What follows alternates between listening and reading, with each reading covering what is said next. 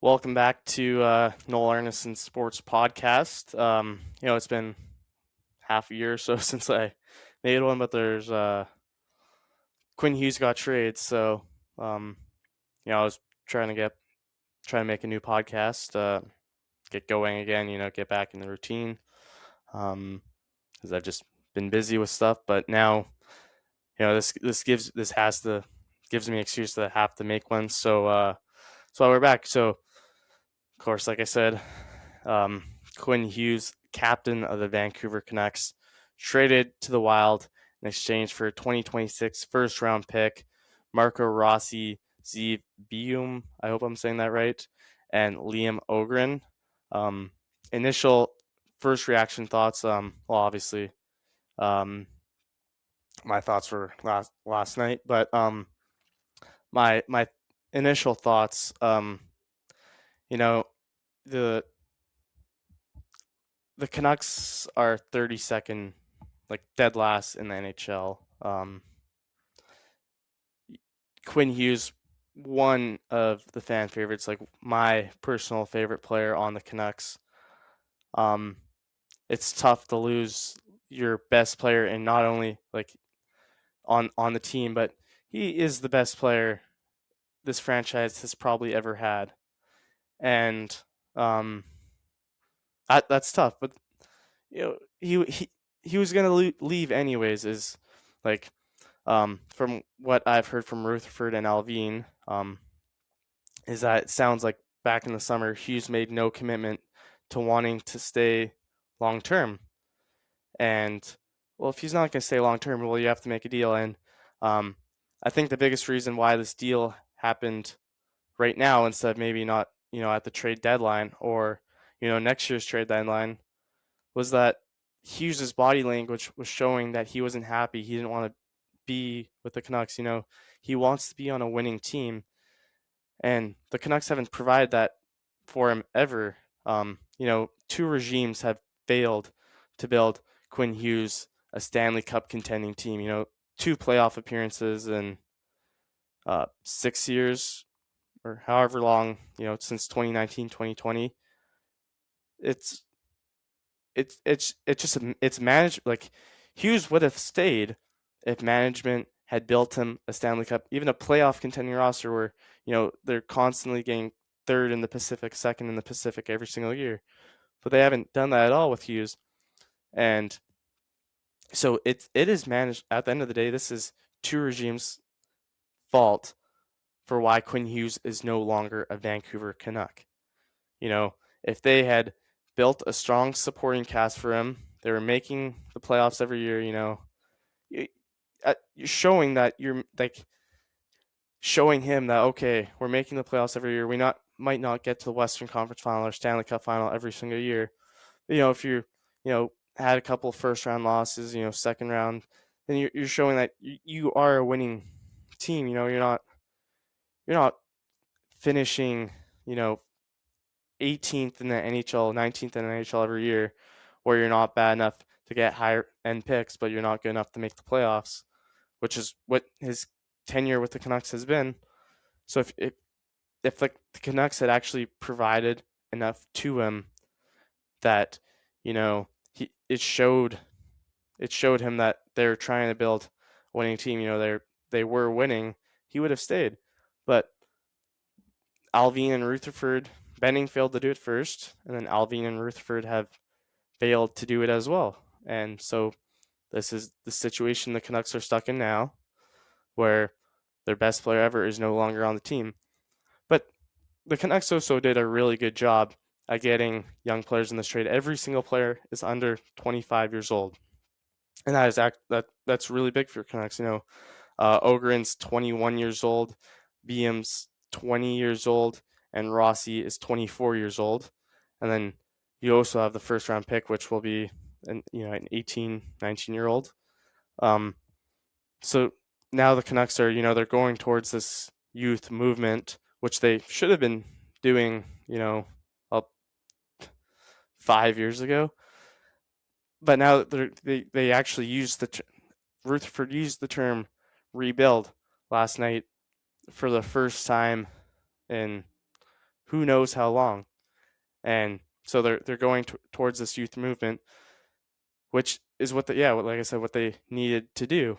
And each player, like Beum's left hand defenseman, he's going to play on the left side. He is a poor man's Hughes, is a term I heard. He will develop into um, a first pairing defenseman who runs the power play.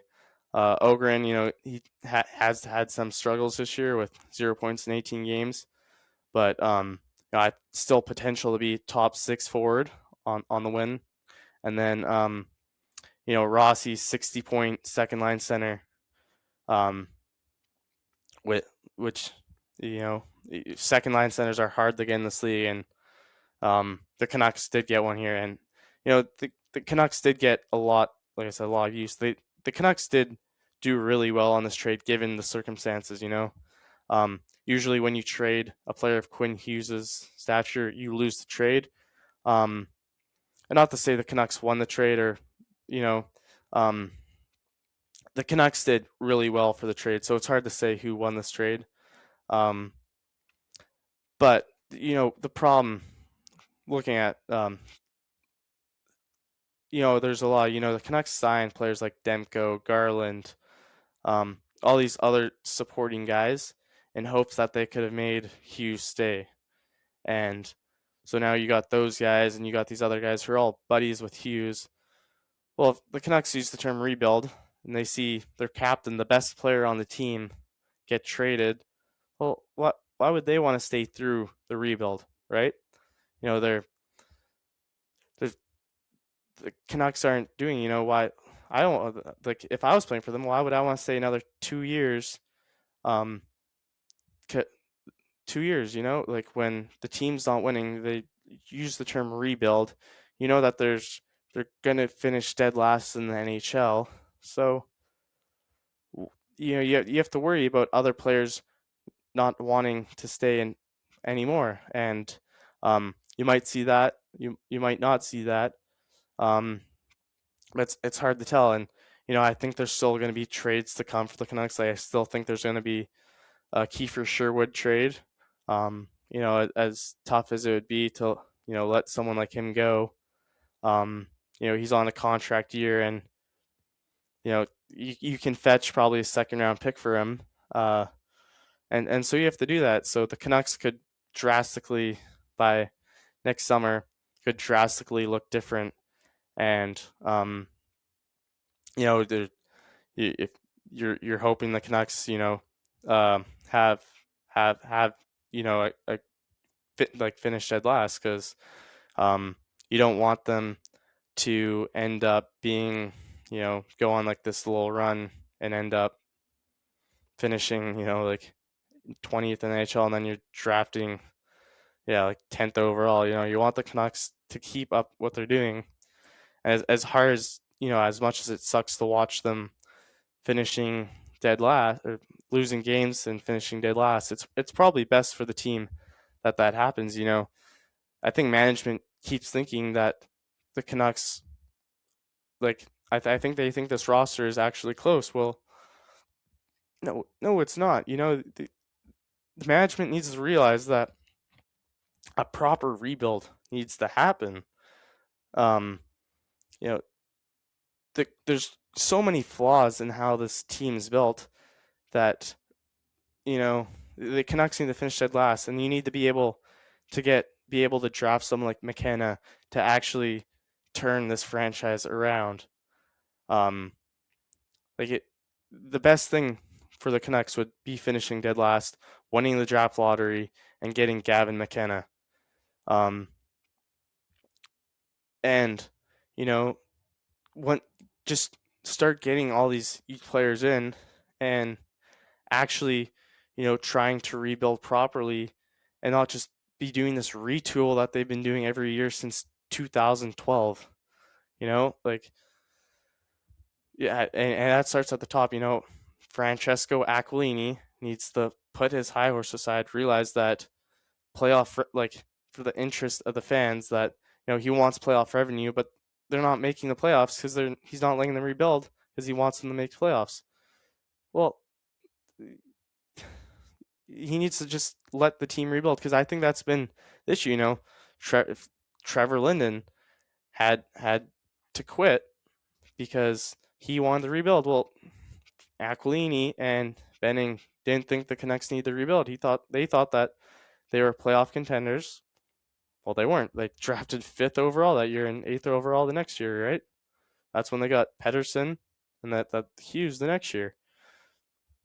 If they had just followed Trevor Linden's plan, they would have still drafted those guys, but they would have had actual supporting cast. They would have rebuilt properly and not been in the situation they are now. And um, you see teams that have rebuilt in the time the Canucks have been on this mediocre retool. Chicago's turned it around. San Jose's turned it around. Um, Anaheim's turned it around. Like these were all teams that were like all good up until 2017, 2018. I'd say like the Ducks and Sharks were good up until 2017, 2018. That's when they started going downhill. Sharks were good up until 2019, 2020.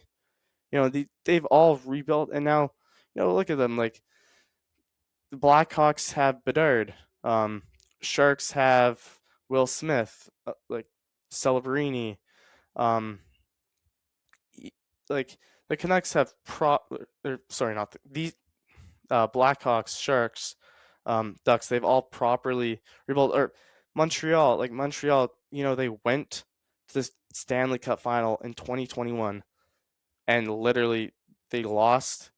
They right after that run, Price and Weber both retired, and they just tore it down. And look now they're back into playoff contention.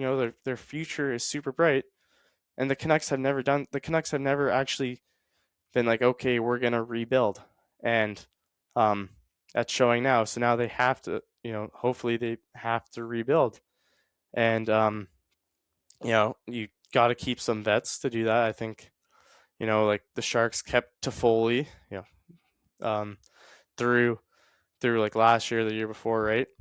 That who can help guide the young guys. Because if you trade everyone, right, like if you trade all your good players, like all the vets, there is no one to kind of guide rookies, these young guys. No one can guide them through the ropes.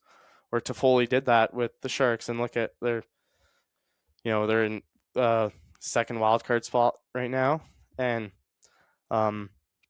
so I think there's still trades to come. Like I said, Sherwood, but you still need your core group of guys, and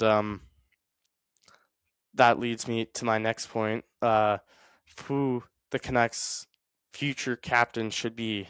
They won't name one for the rest of this year. They might name one next year. If they don't name one next year, they might go like all the rest of this season, next season, then name one. But some candidates. You got Brock Besser, who bleeds for the Canucks. This guy's stuck through. Like he's been there since 2015. Like has always been there. He's just like a Canuck through and through. Connor Garland, he great leader. I think he would be a really good option for captain. Tyler Myers, but I think Myers is at the age now. I don't think that he would be the best decision off that because I don't think he's got, uh, he's going to play 3 more years and then retire. Then Elias Pettersson, uh, maybe not the best fit for captain, but he's assistant captain right now. Like he's obviously, it's his team now, right? Like Hughes is gone, Miller's gone, Horvat's gone. Like it's him and Besser are the two longest tenured Canucks. Like it's their team. So you have to throw in Pettersson for that reason. But there's the best option. Like the Canucks, like Besser, Garland are the Canucks' best options for a future captain. But this is also, you don't know, like Garland and they have, no trade clauses, so they can choose if they're to be traded where they want to go. So the Canucks, this regime has shown that, literally your star player can be just traded out of the blue. Like no one expected, maybe for Quinn Hughes to be traded right now, but he just traded to the Minnesota Wild on a Friday, um, to a team no one thought that would happen. So I don't think, you might see um, Garland gone. So you can't, there won't be like you. I don't think you'll be able to see who the Canucks' next captain will be until probably training camp, because I think there's going to be a couple more trades at the trade deadline. Uh, there might be a move at the draft, and then there might be a signing or two at UFA. So hopefully they don't overspend at UFA, and then there might be a trade in the summer. So you won't be able. I don't think anyone will be able to see who the Canucks next captain might be until training camp of next year. But yeah, that you know, a dark day in Canucks franchise history. Um, you know, but the Canucks ultimately, I think, did do really well for themselves in this trade given the circumstances. Heard Donnie and Dolly talking about it. One of Donnie's issues was he didn't think the Canucks got bigger. He brought up the Bure trade, and I agree. The Canucks. All these players are under 6 foot. All of them are under 190 pounds, and um, which can be an issue. But I think they're still 20, 21 years old. Rossi might not get much bigger, but Bium and Ogren, I think will definitely they still have some muscle and size to put on. So I don't think that's something to worry about right now. But it totally would have been nice if the Canucks, like you said, gone like even during that little Zadorov era where the Canucks big and just you have these guys that are 6'2", 6'3", 6'4", 220 pounds who are just fit like a physical hockey team, and just wears you down, and just that I don't it would have been nice to get someone like that, but obviously you you can only get so much in a trade, and um, the really nice part about this trade is being to see what he will develop into. Uh, that first pairing defenseman on the left side who um, can offensive defenseman who can run the power play. He's the quarterback of the power play. Like it'll be really cool to see him develop into that role with the Canucks now.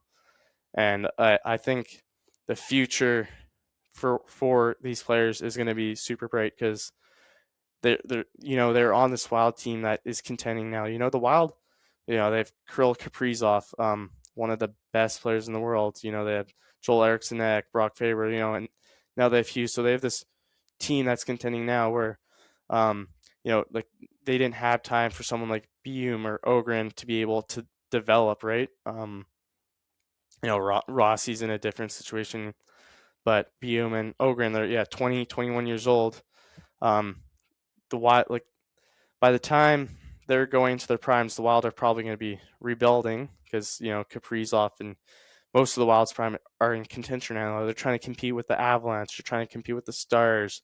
They're trying to go all in with this trade, and so they didn't have time for Bium and Ogrim. And so it'll be cool to see now that they're on a team like the Canucks that are 32nd in the NHL, dead last in the NHL.